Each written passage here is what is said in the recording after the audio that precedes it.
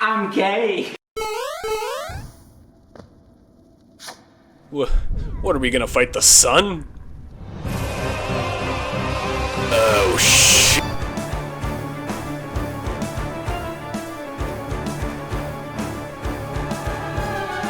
Hello everyone, the name's Soulgiven, and this is where I'm morally obligated to give y'all an arachnophobia warning. Welcome to Hollow Knight, aka Bug's Life, but with much darker tones. And with the release of Silksong, aka the sequel to Hollow Knight, it made me wonder, what made the original Hollow Knight so popular to the point where the release of Silksong caused Steam to have a f***ing seizure? And well, upon playing the video game, I begin to understand where all the hype came from. In this video, expect to see awesome gameplay, beautiful environments and art style, nonsensically fucked up lore, and much more.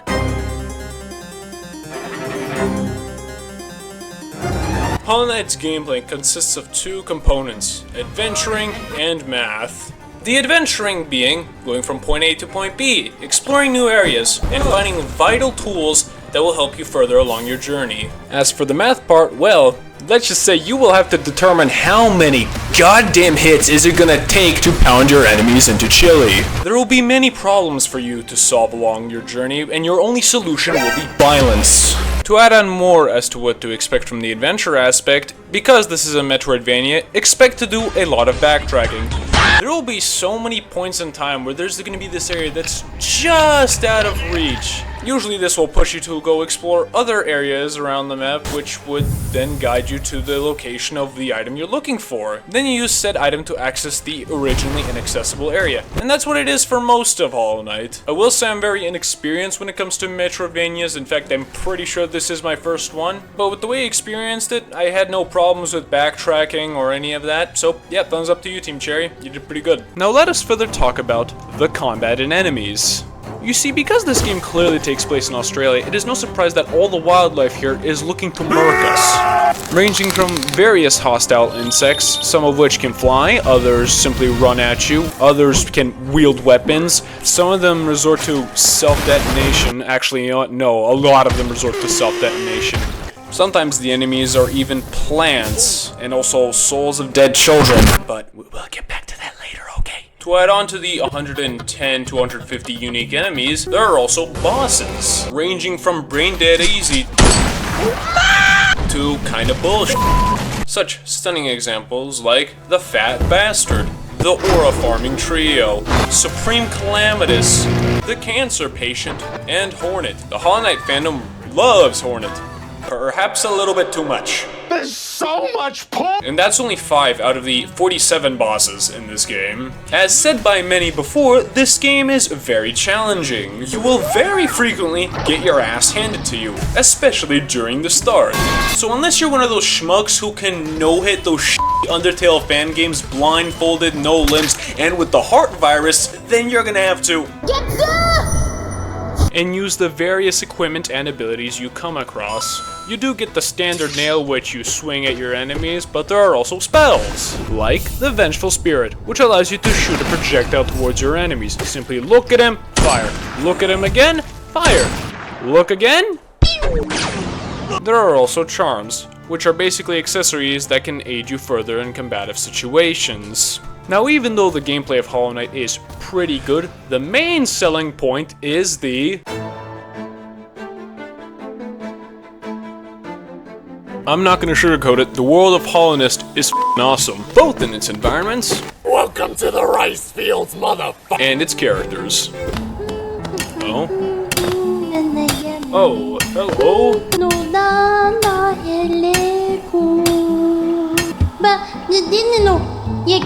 Such a joyful character. So damn adorable. Firstly, the world is, huge. Each section of Hallownest feels vastly different from one another, ranging from beautiful and mesmerizing to outright creepy and, oh my fucking god, get me the hell out of here! Areas like Greenpath are lush and full of plant life. And then there's areas like the Ancient Basin, which are devoid of life and dead inside, kinda like myself. And these areas are even more immersive with the extremely beautiful OST. Here, have a listen.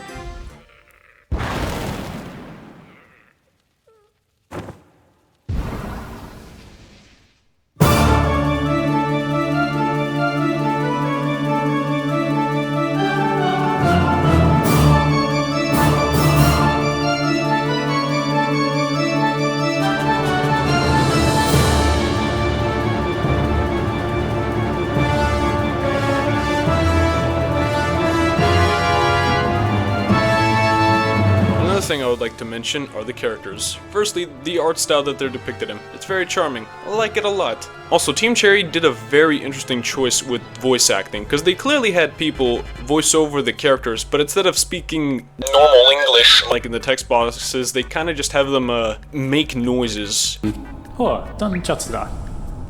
It's kind of like Undertale, where they don't actually have any voice lines that they say out loud, but just do this noise. Very interesting direction, but I like it a lot too. It just gives them that extra bit of character depth. Now I know a lot of you are wondering, what exactly is the story behind this game? Why do we fight so many enemies? Are we the Hollow Knight? It's a game about bugs, it can't be that deep. Well, I'm going to be explaining the lore as well as the story to the best of my understanding in the next segment. So if you actually want to experience the story for yourself, just skip to the part where I finally rate the score. This is your big spoiler warning. Now let us get into the story and lore of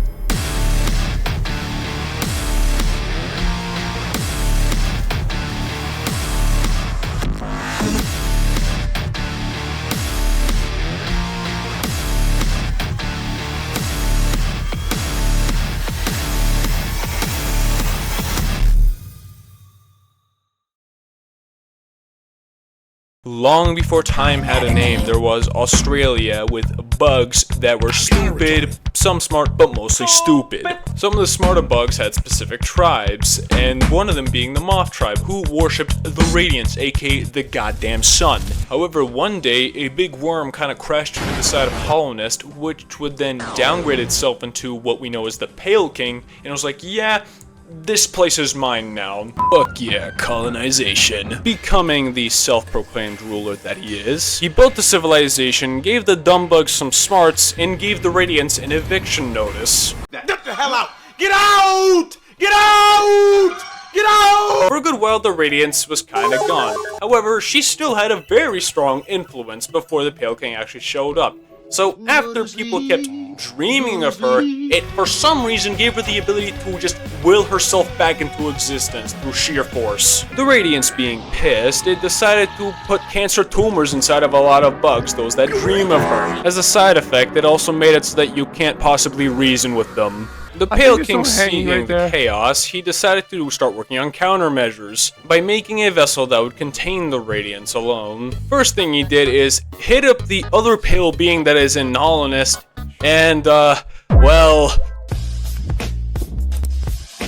they would then go to the very bottom of Hallownest that contains the literal void and a void deity. The Pale King would then Spartan kick millions of children into there and see which one gets out. And after he basically ran up the scoreboard, one of them managed to successfully escape.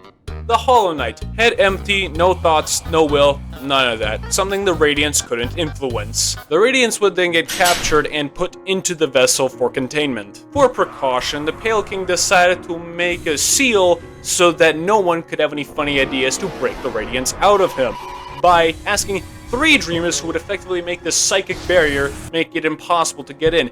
We're not going to really talk about the other 2, we're going to more specifically focus on Hera. Hera only agreed to become a dreamer for the Pale King if they were to have a child, to continue the bloodline for Hera. So the Pale King...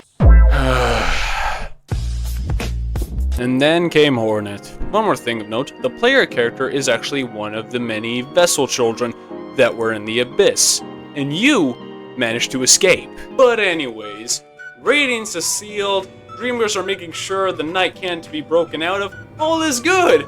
Wrong. You see, the vessel wasn't holding the Radiance down fully, as it was able to slip through the smallest of cracks. You see, the Hollow Knight wasn't as pure as it seemed. The Pale King of all times decided to be a good dad, and once he disconnected from life, the Knight got sad. And so the infection continued its spread. Bugs reverted to their old primal ways, and there was nothing anyone could have done. Hallownest was a dying world.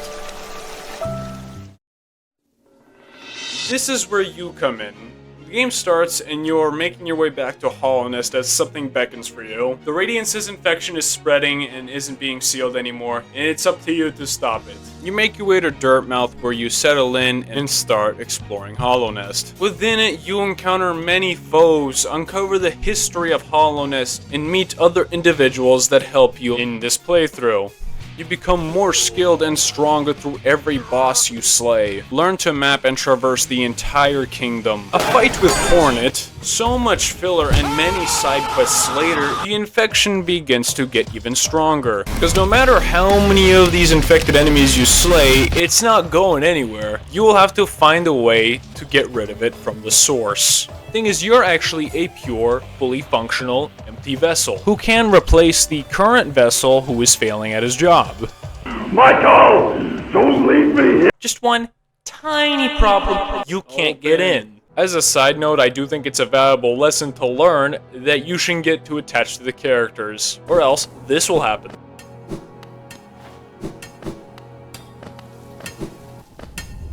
Please, no. No.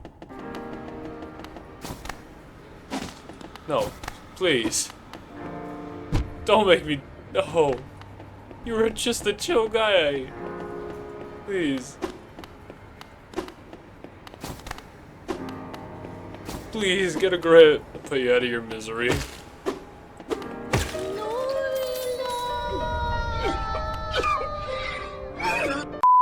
In order to get into the Black Egg Temple, the Dreamers are gonna have to die. Unfortunately though, they are under a protection of a magic seal, so we're gonna have to find alternative The f***?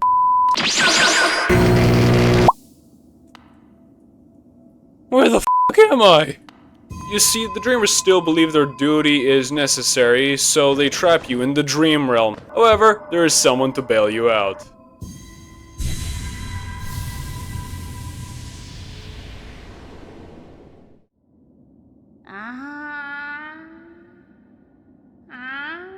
Having escaped the Dream Realm, you now wield the Dream Nail, a powerful tool that can allow you to pierce into people's minds and beat their inner spirits. After going on a boss rush fighting dream variants of bosses, you eventually come across the White Lady, who, after having a brief discussion, is going to give you half of a charm. The other half of the charm resides in a corpse in the ancient basin where you're going to have to do some parkour. Having the charm, you later go to Kingdom's Edge where you re-encounter Hornet and engage in glorious melee combat.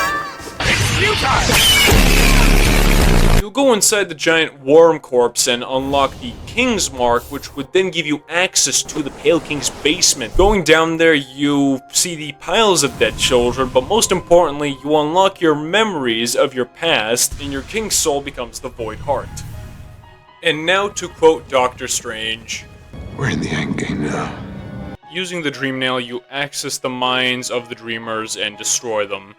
With each one that falls, you hear a deathly screech. You go to the Black Egg Temple to see that the door has been opened and the seal is gone. This is your final fight. You are to duel with the original vessel to take its place and save what remains of Hallownest. It all comes down to this.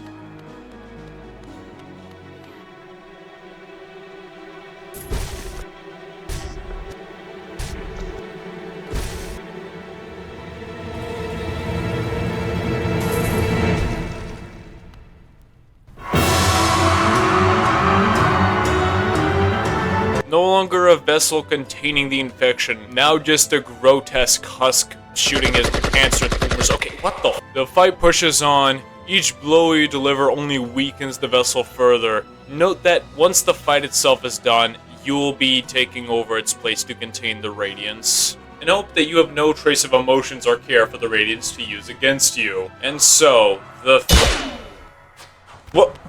Huh?